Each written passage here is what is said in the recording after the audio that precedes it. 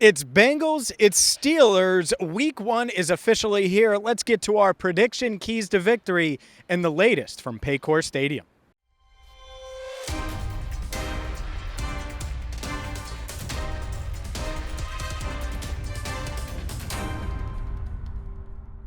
Hi again, everyone, and welcome into Cincinnati Bengals Talk. I'm James Rapien of allbengals.com. We're going to get to my prediction for Sunday's game, and I'm going to share some keys to victory throughout this video. A quick reminder that today's video brought to you by MyBookie. Use promo code Bengals Talk to double your first deposit right now with football season here at MyBookie. And I said Paycor Stadium. I've gotten used to it. And, well, Paycor Stadium has a lot of new stuff. You're going to see a lot of new things if you're going to be here on Sunday. A lot of Paycor decals and decorations and signs are being installed here.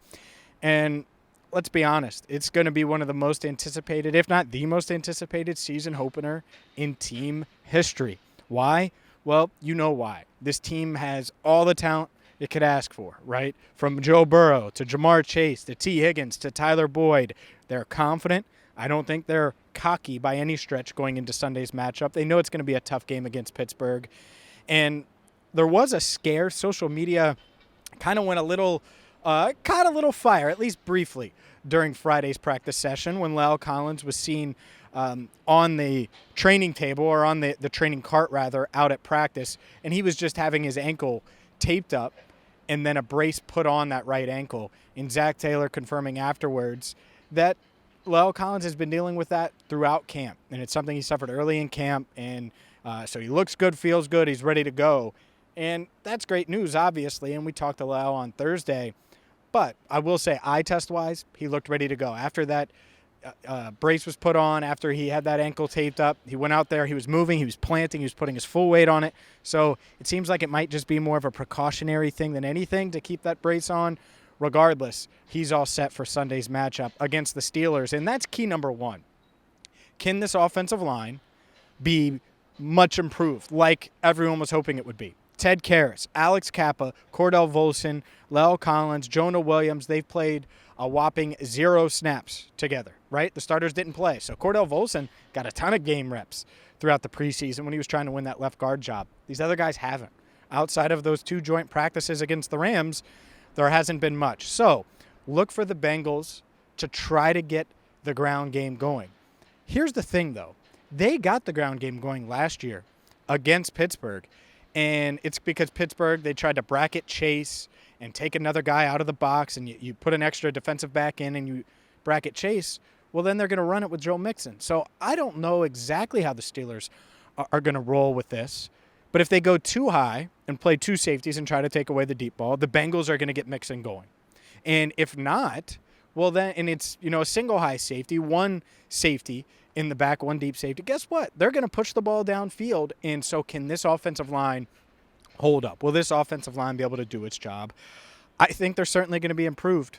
Can't get much worse than they were last year. So how much better is this group going to be? Are these starters going to be? That's a huge question, and keeping Joe Burrow upright, guess what? It's a key to victory, especially with a guy named T.J. Watt on the other side, a guy named Cam Hayward on the other side. So if they can do that and essentially beat the Steelers with whatever the Steelers give them, whether it's the run game, which I really think La'el Collins and Alex Kappa specifically are going to give them a huge boost there, or with the pass, which obviously the Bengals built to throw it all over the field. Me personally, I think that what the Steelers are going to try to do is limit Chase and limit T.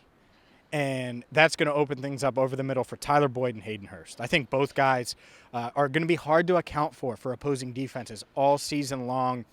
Boyd, he's from Pittsburgh, loves facing his hometown team, has won 3 straight, and I think that that's something that the Bengals obviously want to do, is find a way to get one of these guys in single coverage. I think Boyd's going to face single coverage all game long, and so can they take advantage of that? On defense, to me, it's all about this pass rush, because this pass rush should be able to get after Mitch Trubisky, make him uncomfortable. The Bengals are built to stop a guy like Najee Harris, stop a run-first offense like the Steelers' offense. And they do have some skill players. Deontay Johnson's going to play. He's talented. Chase Claypool, I get it. People don't necessarily like him, and I understand. He's really talented, and so is the rookie George Pickens. Pat Freiermuth at tight end. They have guys that can, skill players that can make plays. But this Bengals defense should be able to take away Najee Harris, force Mitch Trubisky to throw the ball more than they necessarily want to. And guess what? If you're doing that, you're going to be able to pressure him with a guy named Trey Hendrickson. I think Joseph Osai is going to have a big debut as well. Certainly excited to see him. How will the Bengals use Dax Hill? How will the Bengals use Akeem Davis-Gaither? I think those are two wild cards, and really not like they're wild card players, but how they use them, because they're two versatile chess pieces that are extremely athletic, that can be used all over the field. And so I am curious to see how that works in Lou Anarumo's defense. I expect Jesse Bates to play a full allotment of snaps. I know he missed a lot of camp, but he's been around for more than 3 weeks now, and I think he'll be good to go as far as that goes from a snap count perspective. I expect this defense to right away come out, set the tone, because they've just been so good. Obviously, they're talented on the back end. I wasn't trying to single them out and say that they're not. The linebackers, they're talented. I like the Bengals defense at every level. It's gone under the radar. I think that's sort of the difference in this game. Skill players-wise, of course, the Bengals. They have better skill players than any team, it seems like, in this league. But the Steelers have competent skill players. The difference to me is the drop-off with the Steelers' offensive line against the Bengals' defensive line versus the Bengals' offensive line, which should be much improved and be better, and the fact that they have Joe Burrow, and that's a big part of it. By the way, if you want to wager on this game, which last I checked, 6.5-point favorites are the Bengals, you can at mybookie.ag right now. So check out MyBookie today.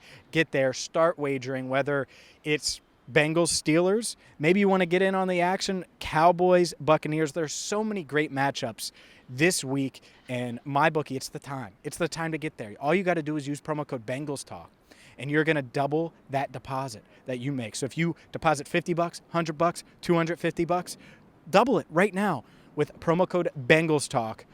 MyBookie, it's so easy to use. I love their interface, and I love the fact that they have all of the lines you're looking for. So it's NFL season. It's here. Take advantage of it with MyBookie and promo code Bengals Talk. Let's get to my prediction, because to me, the Bengals are the better team. They have the better quarterback.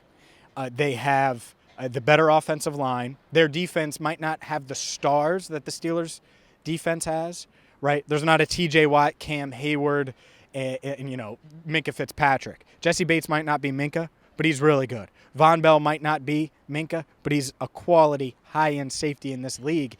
And that's where the Bengals have through and through. I mean, DJ Reader up the middle, B.J. Hill, you got Trey Hendrickson, Osai. I'm curious to see how they use Zach Carter in Sunday's matchup. And so all of these guys come together and make a really talented room. So I think they set the tone. I think the Bengals offense might get off to a little bit of a slow start, a little bit. But Burrow, he's going to make his plays. He's going to make the right reads, the right calls. I think Mixon has a pretty solid day. Boyd leads the team in receptions. Chase will still make his plays. T. Higgins still going to make his plays. But overall, the Bengals find a way. It's going to be closer than I think some anticipate. 24-20, Bengals get it done. Maybe there's a late score, a field goal early in the fourth quarter to cut it to a 4-point game, maybe a late touchdown. I think the Bengals, by the end, will be in control, even if the score indicates a much closer game. So 24-20, I'm taking the Bengals. You can wager on that right now at MyBookie with promo code Bengals Talk. I'm excited. Football season is officially here, and we are going to be here with you every single step of the way on Cincinnati Bengals Talk. So ring the bell. Hit that subscribe button. If you missed Joe Goodberry's live show this week, make sure you check it out. It's in our archives, as is the OT with Elise Jesse. She talked with Solomon Wilcots. She talked with Ted Karras. It was a really funny conversation, and Jonah Williams. You got to go back and watch the OT with Elise Jesse if you missed it. So we had some one-on-one interviews this week, including Lel Collins. We will be here on Sunday with our pregame video, setting the scene, and then post-game coverage as well. So if you know a Bengals fan that isn't subscribing yet, tell them about Cincinnati Bengals Talk. Spread the word. Help us grow, because we are bringing you the best Bengals coverage right here on YouTube, Cincinnati Bengals Talk. So for our channel coordinator, Andrew Fox Miller, I'm James Rapien, signing off for now at Paycor Stadium on Cincinnati Bengals Talk.